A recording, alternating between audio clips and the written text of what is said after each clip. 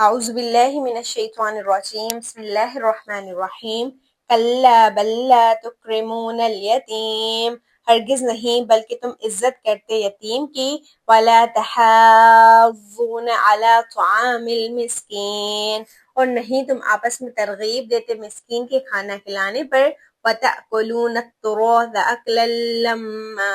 اور تم کھا جاتے ہو وراثت کا مال کھا جانا سمیٹ سمیٹ کر وَتُحِبُّونَ الْمَالَ حُبًّا جَمًّا اور تم محبت کرتے ہو مال سے محبت بہت زیادہ كَلَّا إِذَا دُكَّتِ الْأَرْضُ دَكًّا دَكًّا ہرگز نہیں جب کوٹ کر ہموار کر دی جائے گی زمین ریزہ ریزہ کر کے وَجَاءَ رَبُّكَ وَالْمَلَكُ صَفًّا صَفًّا اور آئے گا رب آپ کا اور فرشتے صف در صف وَجِيءَ يَوْمَئِذٍ بِجَهَنَّمَ اور لایا جائے گا اس دن جہنم کو يَوْمَئِذٍ يَتَذَكَّرُ الْإِنسَانُ وَأَنَّى لَهُ الذِّكْرَى اس دن نصیحت حاصل کرے گا انسان اور اس وقت کہاں مفید ہوگی اس کے لیے نصیحت یقول یا لیتنی قدمت لحیاتی وہ کہے گا ایک کاش میں نے آگے بھیجا ہوتا کچھ اپنی زندگی کے لیے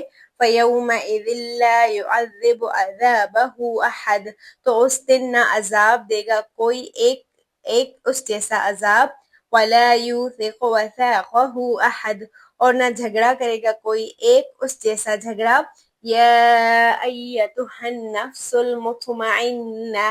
اے اطمینان والی جان ارجعی الی ربک راضیۃ مرضیہ لوٹ جا اپنے رب کی طرف راضی ہو کر اور پسندیدہ ہو کر فادخلی فی عبادی پھر تو داخل ہو جا میرے بندوں میں وادخلی جنتی اور داخل ہو جا میری جنت میں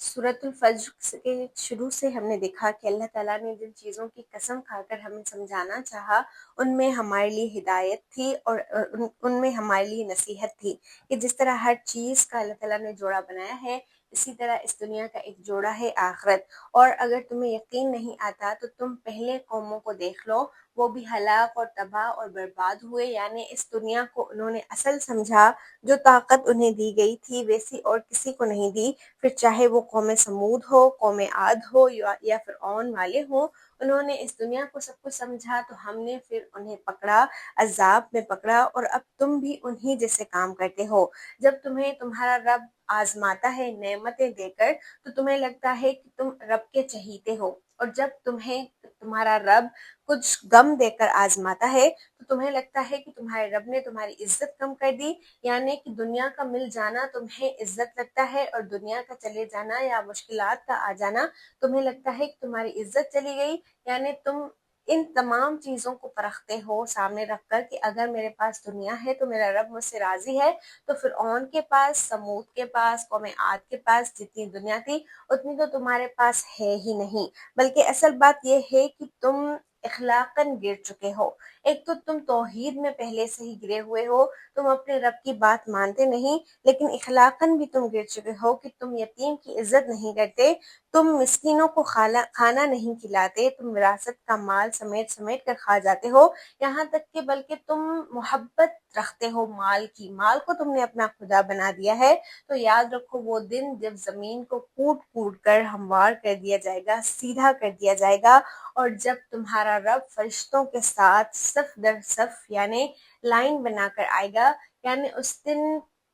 جو بھی ماحول ہوگا وہ اتنا ڈسپلینڈ ہوگا کہ کوئی کچھ کہہ نہیں سکے گا اور اس دن انسان کو نصیحت کوئی کام نہیں آئے گی اس دن انسان چاہے گا کہ وہ کچھ سیکھے وہ کچھ کرے لیکن جب جہنم کو سامنے لایا جائے گا تو سب کچھ ختم ہو جائے گا دیکھ کر ایمان لانا ہوتا تو اللہ تعالیٰ پہلے ہی زمین پر اتر چکے ہوتے لیکن ہمیں ایمان بالغیب سے آزمایا گیا ہمیں اپنے رب نے آزمایا اگر ہم پورے نہ اترے تو قیامت کے دن جہنم دیکھ لینے کے بعد کوئی چانس نہیں ہوگا اور پھر انسان کے اندر صرف یہی خواہش رہ جائے گی کہ ایک کاش میں نے اپنی آگے والی زندگی کے لیے آگے کچھ بھیجا ہوتا اور پھر وہ کہے گا کہ کاش مجھے ایک اور موقع مل جائے تو اللہ کہہ رہے ہیں کہ اس دن جیسا عذاب اور کوئی عذاب نہیں دے گا اس دن اللہ جیسی پکڑ اور کوئی پکڑ نہیں کر سکے گا کیونکہ اس دن سب کو پتہ چل جائے گا کہ اصل طاقت، اصل عزت، اصل بادشاہی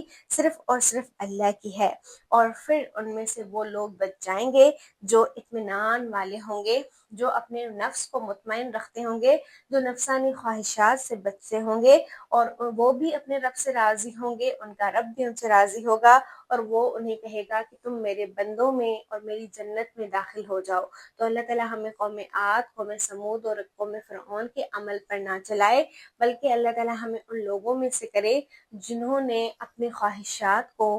اللہ تعالیٰ پر مقدم نہیں کیا، اپنے مال کو اللہ پر مقدم نہیں کیا، بلکہ سب سے زیادہ اللہ تعالیٰ سے راضی رہے اور اللہ تعالیٰ کو راضی کرنا چاہا۔ ایسے لوگ جن کو اطمینان والا نفس ملا، اللہ تعالیٰ ہمارے نفس کو ہمارے قابو میں رکھیں اور پلک جھپکنے تک بھی ہمیں اپنے نفس کے حوالے نہ کریں۔ آمین۔ السلام علیکم۔